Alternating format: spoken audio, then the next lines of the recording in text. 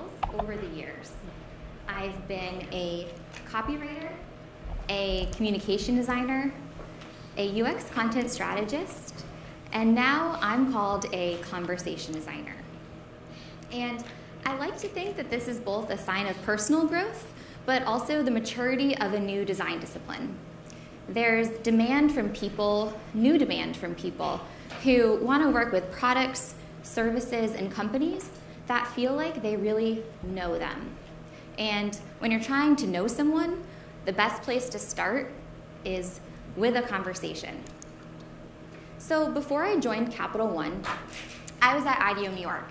And when I first started, I was supposed to give a presentation as like a little introduction to myself. I'd watched a few other people give theirs, and they talked about all the cool side projects they were working on and how they got to IDEO. And I was like, oh God, wait, I don't have cool side projects. How did I get here? And it became a little existential, a little personal, but I tried to really sit with it and think, how did I go from an English major to a user experience professional? What was it to work in design but have words as my medium? And this was my answer. I presented a slide that had FDR, F. Scott Fitzgerald, and Jesus on it. I'm not kidding, but let me explain. So I never knew what I wanted to be growing up, but looking back, it's like I made a career of the very things I geeked out about in high school and growing up. So for example, back in 9th grade, I remember taking an American history course, and I distinctly remember that one of my very favorite parts of school was coming home and taking notes out of my textbook. And it was because of the hierarchy and the way that everything was laid out.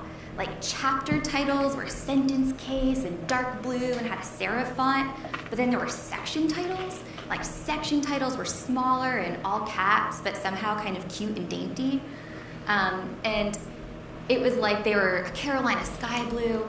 So something about the way that when you lay out visually communication, there was something about laying out a visual way to best communicate information that resonated with me. Much more than the stuff about FDR, to be honest, but I'll always remember to this day what paragraphs looked like when I was reading about the New Deal. And then there's the Great Gatsby.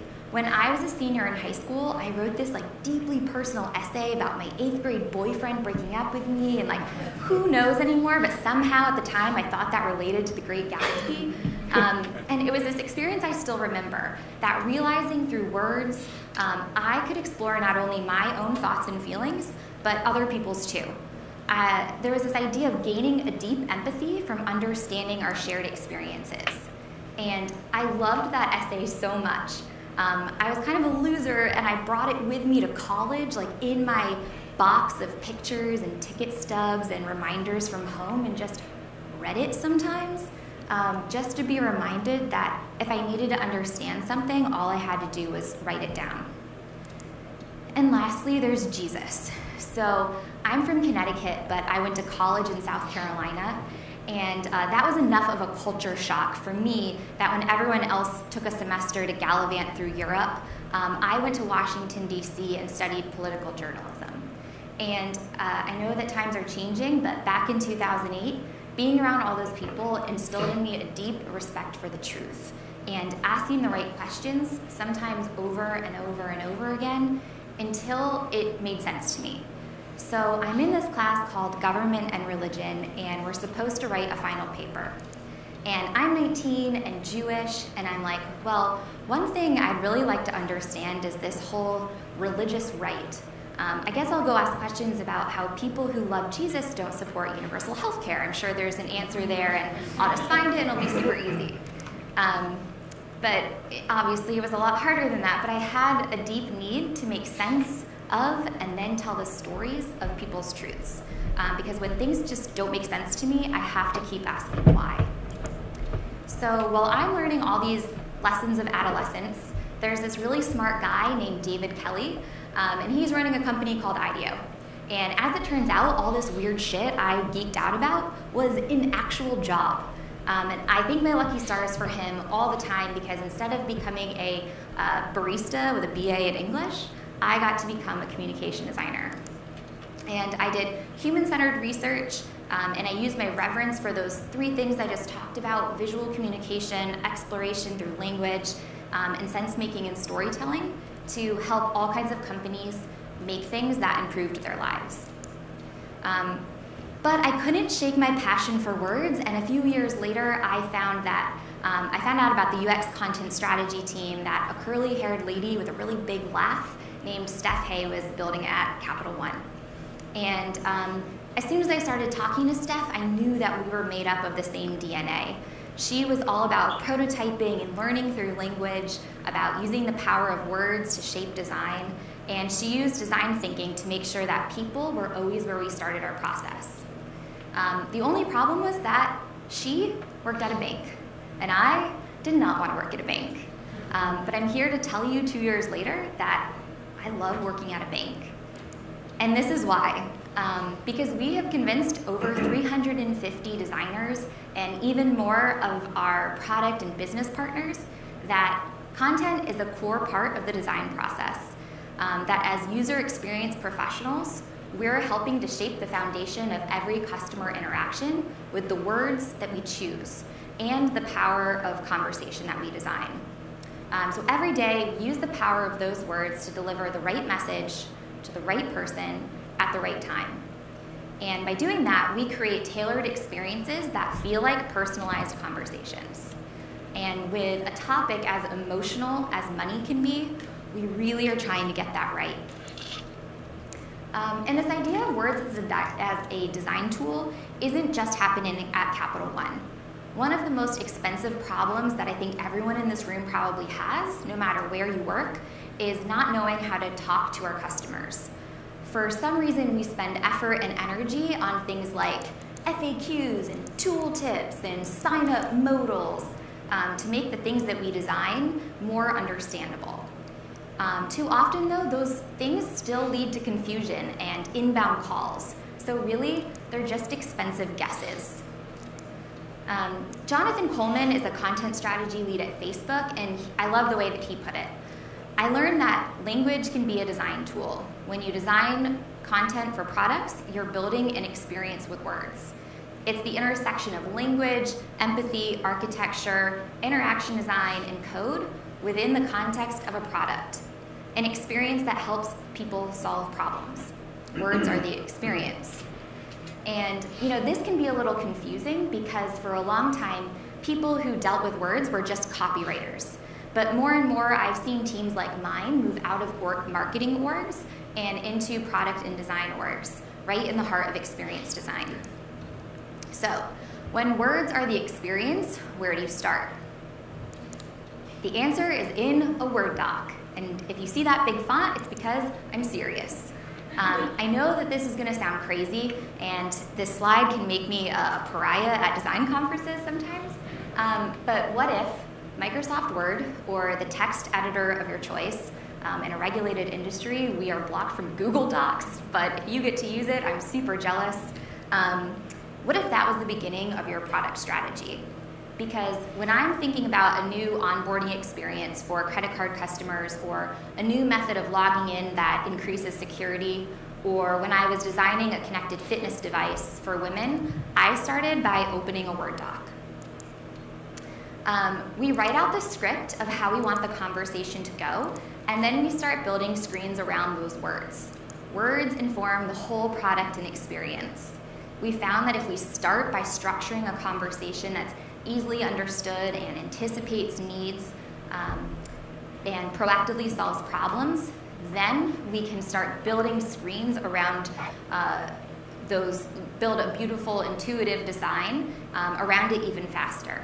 Because as we all know, a well-orchestrated experience that's natural and authentic should feel effortless, but it actually requires a lot of thought. The other great thing about starting with words is that a whole team can do it together. Ben was talking about this earlier, about diversity of thought, right? So at Capital One, my team isn't the holder of words. Words belong to everyone. We coach teams through working sessions, and we all get our hands dirty together. We do this for a couple reasons. One, so that designers aren't emailing us like, where's my copy? and also because we should all be experts in knowing our users' needs. And if we really want to know our customers and connect with them and solve for our needs, then we all have to be masters of the conversation. So let me show you what this looks like, and then I'll talk about how we do it. My coworker, Rich, was asked to redesign the missed payment experience for our credit card customers. Sometimes people miss a payment and then another and another and another, and with the late fees and interest, it just snowballs into this really devastating effect. So in this experience, Rich was trying to give those people an opportunity to enroll in a short-term payment plan and help them out before they fell even further behind. And before a single pixel ever went onto a screen, Rich and a designer and a product manager went out and talked to real customers.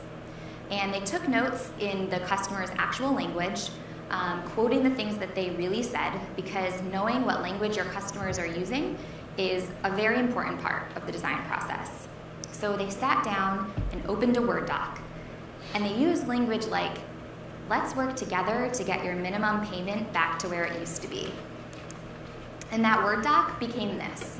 An email starts the conversation and then moves into a mobile web flow. And we're using human language, humane even, by treating these people not like criminals, but just because they missed a payment, but rather acknowledging that they might need a little bit of help. So we stay focused on the thing that really matters to them, which is getting back on track and having the ability to catch up. And we only give them the information they need right now in the moment because they need it. And at the end, once they're all caught up, we congratulate them on a job well done. And we don't abstract or generalize any of the details. This is just meant to help one person at a time. Right now, we're just talking to Carl, not segments or personas or users. We're just helping out Carl. So Rich took this into testing with actual collections customers, and these are a few reactions he heard. "It lets me know that you're human. This actually makes me happy. What this email says makes me feel hopeful." You guys, words did that. Words made people feel hopeful. Words made someone feel hopeful about a financial institution that was charging them late fees and interest. So, to design these kinds of conversations, we use 3 big questions as our guiding principles, no matter if we're designing for web or a mobile app or the newest edition, a conversational user interface. Regardless of the platform, this is the underlying framework for all of our work. So we ask, am I using natural language? Am I designing for a specific use case? Am I using all the available context that I have to make this relevant? So let's dig into these a little bit. So the first one is natural language. By simply talking like a human, we can create emotional experiences that resonate with our users. Take an onboarding experience, for example. Words are the difference between being welcomed into someone's home, being made to feel comfortable and cozy, maybe you're given a quick tour, or being given a key in like a weird hotel and told to go find your way around and, oh yeah, maybe avoid the stairs over there because they don't always work so well. One way to create a sense of belonging from the get-go is to understand how people talk about something and then build that language into your experience. This is especially important in a jargon-filled industry like finance. For example, if I call my money money and you're calling it funds, we are not talking about the same thing. We're not using the same language. Real people talk about purchases, not transactions. They say money. They don't say funds. Sometimes it seems like businesses use jargon on purpose to feel like they're the experts, but doing that actually has an opposite effect. It tends to alienate your customers and creates a clear delineation between me and you. Now it's all about what you know as a business instead of what I want to do as a customer. So every day we challenge ourselves to truly listen to the language that our customers are using and be brave enough to use it ourselves. And by doing that, we design for both empathy and understandability and foster trust in an industry where people, they assume the worst. The next principle is to be use case specific. Here we're asking ourselves, why is this person here and what are they trying to accomplish? By keeping a sharp focus, we can use language to guide people through completing their task. Error messages are actually a great way to see who's getting this right. I'm gonna ask you a question. Raise your hand if you've ever wanted to throw your computer out a window because of an error message you received. Okay, good, that's what I thought. It happens all the time. Whenever I work on error messages, I coach teams to ask themselves two questions. Where did this user just come from, and what do we want them to do next? Ohm is one of our A+ students. Now, if we don't answer those two questions, we'll get a situation like I was in with my health insurance company a couple weeks ago. My birthday is April 20th, so I'm just to let everyone know. I was trying to log into an account. I was trying to log into my account, and I couldn't remember my password. And I tried a bunch of variations only to be met with this error message. The is nice. They're trying to use natural language, but it isn't enough. Because the problem is that there's literally nowhere for me to go next. This UX had brought me to a dead end and left me stranded, which is the worst thing you could do to your customers. Everything should have been helping me to just log in, because if I can't, then I call. And not only is that annoying for me, but it's expensive for the business. And the last principle is being contextually relevant. Here we're putting ourselves in our users' shoes to make sure that content is being given to them in exactly the right moment, like we did for Carl. He was in a tough situation, and instead of having to go search in our FAQs for some general information about payment plans, we created something personalized based on his specific situation and sent it to him when we thought he needed it the most. Another example is when we were redesigning the application and account opening process for our small business customers. Through a careful redesign of just content, we brought an experience with a 26% completion rate up to 92%. What was happening was that people would start the application and then they'd get to questions they didn't have the answer to, like all of their investors' social security numbers. And they'd also get to sections where they had to upload documents that they just didn't have in the moment.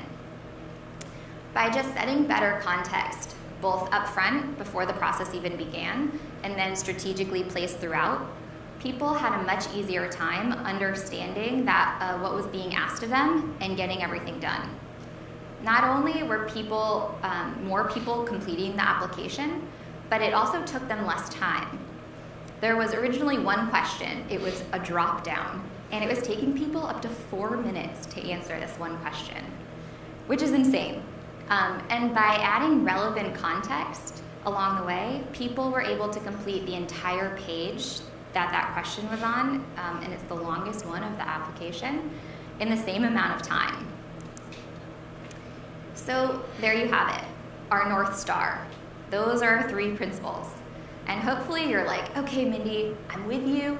Get in a Word doc with all my teammates, ask these 3 questions. Now what? Well, one tool that helps us get started is called Talk Bubbles. There's really nothing that fancy about it, so it's super easy to facilitate. It's just a piece of paper with giant talk bubbles like you'd find in a comic book. And the idea is for you to write out the conversation you're trying to have with your user and then read it back like a conversation. And by reading it out loud, you automatically start using natural language. If something feels funny to say out loud or you feel like you're a car salesman, go back and rewrite it. Not only will this give you language for your actual UI, but it'll also point out knowledge gaps, help you capture rules and guidelines that you're creating along the way, and even lead to new feature and product ideas. And the great thing is that you don't have to have content anywhere in your title to use these principles. At Capital One, we work in a lot of different ways. Sometimes we have embedded content strategists that are going to sit with a team, and sometimes we just help people learn the basics and let them go for it. So I think of these principles like glasses. You don't have to wear them all the time, but every once in a while, if you put them on, you can see the world through the lens of content. Okay, so let's talk about the cool new kid on the block, conversational user interfaces. Maybe you've played around with a bot in Facebook Messenger, or you've used Digit for saving money like I do, or you've seen a bunch of articles by my buddy Chris Messina, hashtag conversational commerce. Well, here's the thing. Chatbots and CUIs, while super popular right now, are actually just content-driven experiences on steroids. When you're designing for CUIs, you're pushing the words even further into the spotlight because they're no longer just an element in your experience. They are the experience. So those principles, they apply here too.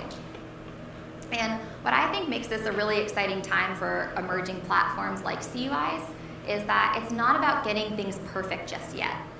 There's still a lot to figure out, which is, I think, the most fun part of the process. As a design community, I think we're in a phase of exploring, and we're thinking about different things like the cultural contexts that are making chatbots really popular right now, testing use cases that work well for this new medium, and weeding out ones that just don't feel authentic. And we're even figuring out what new jobs this medium creates. So for example, Audra Coakley's plumber, who's the head of AI design at Capital One, was producing movies at Pixar not so long ago. So to anyone playing in this space currently, you are helping to define the future. And in this phase of discovery, you can even just use these conversations to learn. So at IDEO, I worked on a project for a Japanese electronics company developing a new connected fitness device for women. We called the project Echo. And at first, our brief was really broad. What were the unmet fitness needs of American women aged 35 to 54? And to explore this opportunity, we went out and started talking to people, as all good human-centered research does. At the time, the landscape of wearable devices was really heavily marketed towards men. They were data-heavy, they were competitive, and the physical design was really bulky. The women we spoke to were already reading fitness blogs and magazines, so they were looking for more aspirational content. And as far as competition went, we found that they were far more concerned with beating other people and more thoughtful about beating their own personal bests. So to design something that met those needs, we had to think about what a meaningful experience looked like for them, and specifically, what should we be saying? Was it tough love like a boot camp, or more like a friend that lends you healthy recipes? Was it a one-way conversation, or were these women wanting to have a conversation? And if they wanted it to be very personalized, how much did we really need to know about them to pull that off? So we wanted to test this out we wanted to test out the content before investing too much time and effort in building the whole product. So we recruited a panel of women in New York and asked them to let us know when they'd be exercising over the next couple weeks. We mimicked an app's onboarding experience and used that as a constraint of what we could know about our users. Then a software engineer on the team built a custom tool using Twilio's SMS API and created an SMS platform that a team of people could use to manage and send messages to our panelists, mimicking the interaction of this product before we built a single screen. During their workouts, I used a hacked fitness device to send different kinds of messages to them, like, great workout, keep going, or you're almost there. If you can add a 5-minute walk, you'll reach 10,000 steps. And sometimes I was doing this from my desk, but then I also went and actually worked out with each of them in context. Those are my legs there on the right. And the most fascinating part was watching them project gender and tone and character onto these messages that I was trying to keep pretty neutral. So the best was when I went to work out with a woman in New Jersey who owned a gym, and she had put on this workout thing on her phone, and we're in there doing jumping jacks and push-ups and stuff, and at some point I pretended like my shoe was untied, and I went over to the side and I like partly tying my shoe. Also, I had my phone, and I'm looking at her fitness data, and I text her, like, great job. If you can keep it up, you're gonna burn, this many calories. Can you push it a little bit harder? And pretend like I was done tying my shoe. It took me a while. And I got back on the gym floor, and I'm doing my jumping jacks again, and her phone goes off, and she goes, oh, Echo texted me.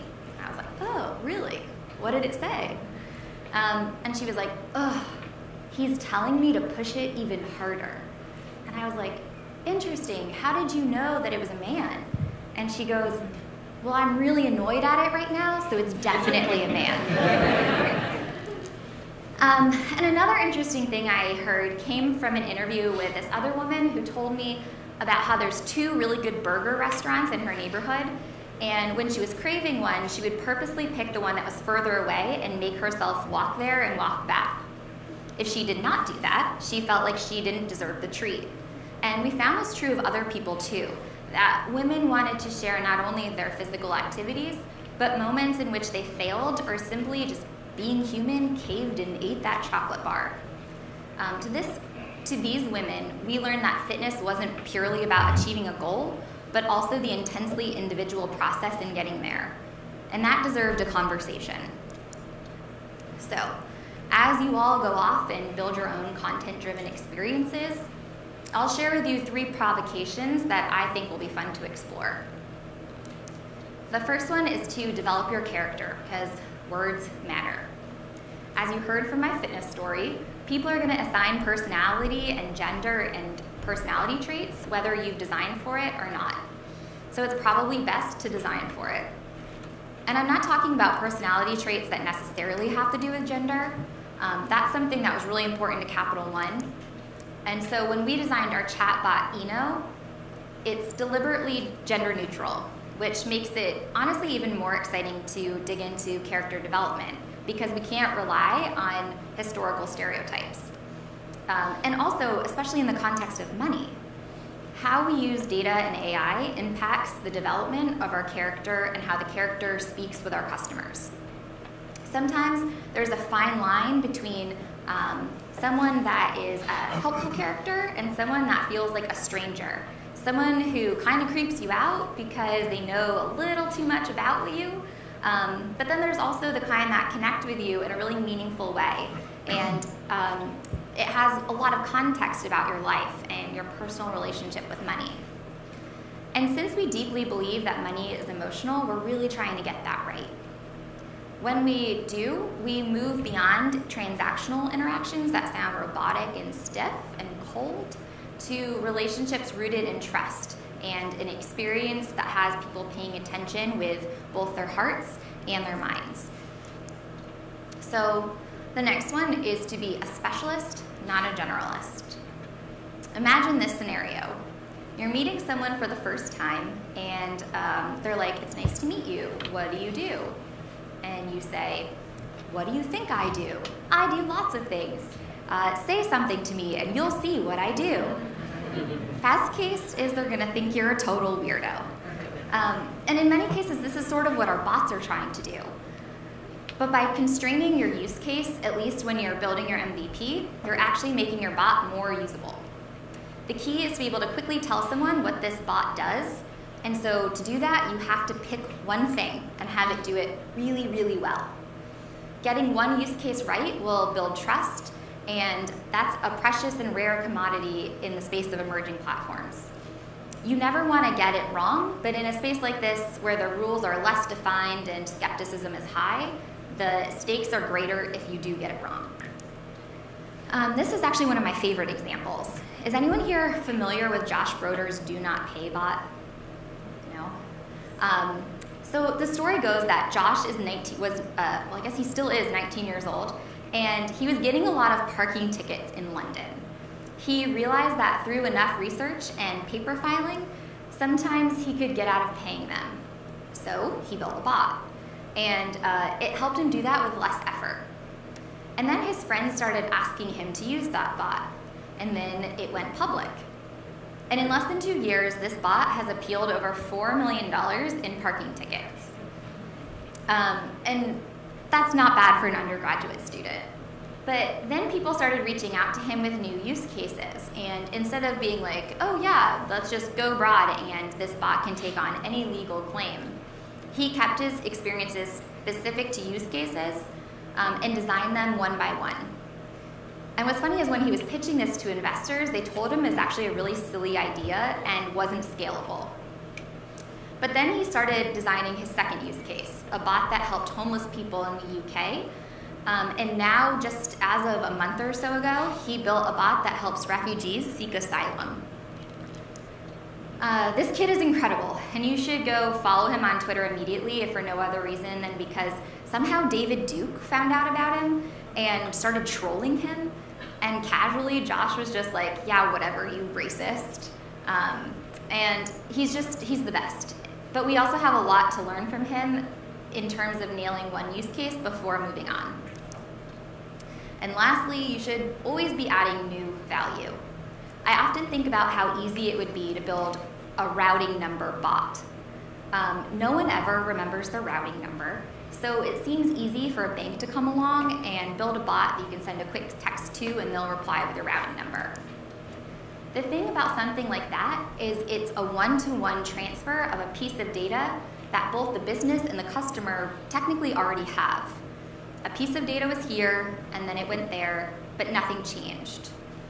What I think chatbots are most interestingly poised to do is create new value by connecting things in new ways.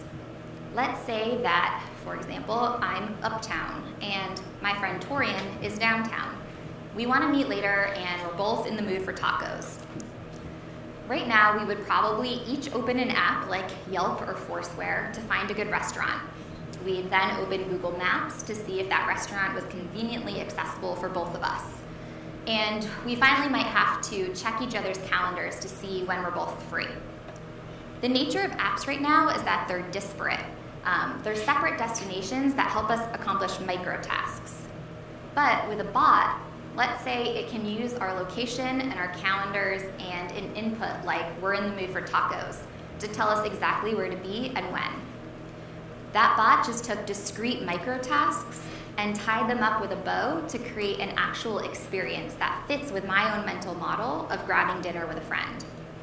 Not only does this create more new value for users, but it also creates new data points for companies that help, now they can know me even a little bit better.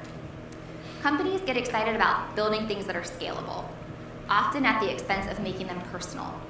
But I predict that in the future, you won't have much to scale if your experiences don't feel magically personal.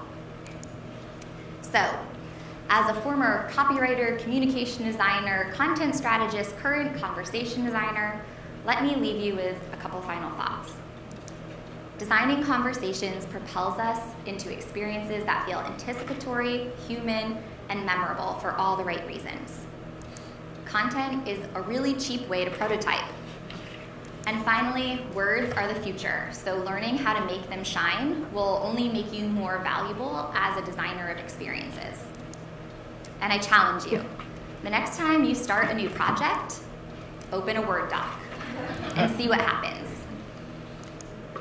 Thank you.